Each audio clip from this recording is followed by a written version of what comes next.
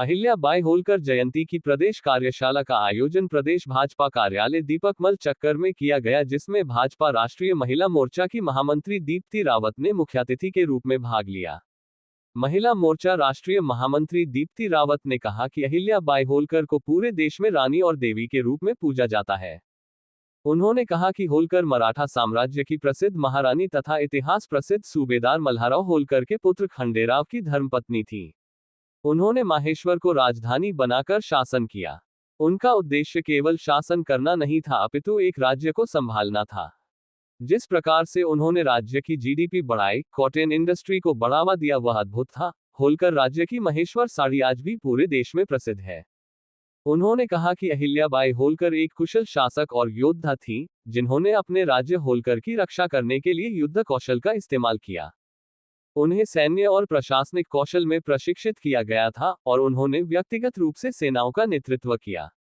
उन्होंने कई युद्धों में विजय प्राप्त की और आक्रमणकारियों से अपने राज्य की रक्षा की।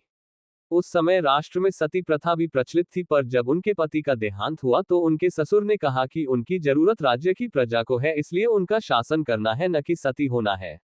उन्होंने कहा कि पूरे देश और प्रदेश में भाजपा इस कार्यक्रम को लेकर अनेकों कार्यक्रम का आयोजन करेगी और महिला सशक्तिकरण का कार्य करेगी।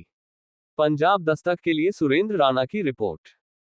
रामेश्वरम से लेकर द्वारका तक और काशी विश्वनाथ से लेकर बद्रीनाथ तक, आप कोई भी धाम पूरे देश भर में अगर आप देश के कोने कोने में देखेंगे तो संस्कृति को बढ़ाने का काम अगर कहीं हुआ है तो रानी अहिल्याबाई ने उसको किया है और देश के हर कोने में किया है।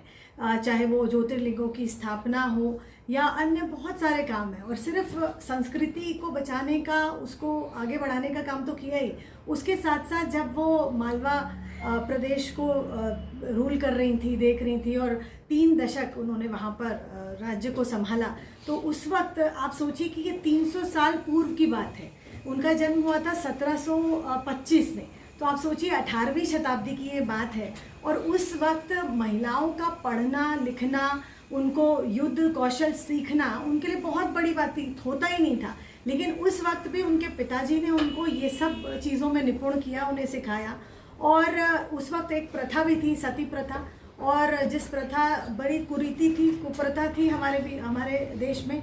लेकिन उस प्रथा के कारण जब उनके पति का देहांत हुआ, बहुत कम उम्र की वो थी उस वक्त, तो उस वक्त भी आप सोचिए कि उस समय भी उनको उनके ससुर जी ने कहा कि नहीं, तुमको इस राज्य को तुम्हारी ज़्यादा ज़रूरत है, इसीलिए तुमको राख नहीं, यहाँ माता की ज़रूरत है, इसलिए तुम नहीं होगी सती। उनको मनाया और फिर उन्होंने उस मालवा प्रदेश को बहुत आगे वो लेके गई। चाहे वो आप पूरा उनका जीडीपी देखिए, जिस प्रकार से ग्रोथ किया उन्होंने, जिस प्रकार से महेश्वर से वो वहाँ राज करती थी, तो महेश्वरी साड़ी को उन्होंने कैसे प्रमोट किया, कैसे जो कलाकार हैं, जो आर्टिस्ट थे, उन लोगों को ट्रेन किया, उसके बाद उनको बुलाया और महेश्वर में उनको स्थापित किया। वहाँ पर छोटी कॉटन इंडस्ट्री को उन्होंने आगे बढ़ाया, जिसमें कि महेश्वर साड़ी का वहाँ उद्योग होता था। तो बहुत सारी चीज़ें, सिर्फ एक ही नहीं, उन्होंने बहुत सारी चीज़ें करी। और ये इतना प्रेरणादायक उनका जो हमारे पास उनका सुशासन है। उन्होंने बहुत,